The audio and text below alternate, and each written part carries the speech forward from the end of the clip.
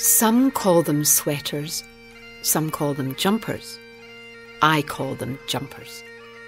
We've been making jumpers here in Scotland for nearly 200 years, which is quite a long time. And we also make cardigans. The thing you have to remember about Scotland is that it rains a lot. It rains all the time. It totally does your head in if you're not used to it. Our jumpers are made from wool. Some of the wool is from lambs and some is from goats. We like to take the wool from the belly with the goats because the rest of it gets really manky. Manky wool is no good to us because we've got really high standards. Then we take the wool to our factory and we pick the beasties off it. And then we give it a good wash to get all the filth out. Then we make it into yarn. Then the yarn gets put onto bobbins, and the bobbins get put onto bobbin trees, and all the bobbins start spinning. And this is the beginning of the jumper making process. In the olden days, before we had the machine, we had old ladies sitting there knitting all the jumpers and cardigans by hand.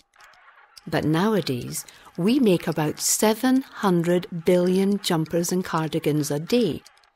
And if an old lady tried to knit that many, her hands would catch fire and she'd die. Anyway, before you start the machine going, you have to have a design. Design is really very important. Everything needs to have a design. Things that aren't designed look all ramshackle. When we have a new lot of jumpers and cardigans, we put on a fashion show to show them off. The models are horribly skinny like skeletons. I don't know why they have to be so thin. Personally, I'd like to see a normal-shaped lassie modelling them with a big bottom and a nice pair of hooters. Or a good solid young man like my son Gerald.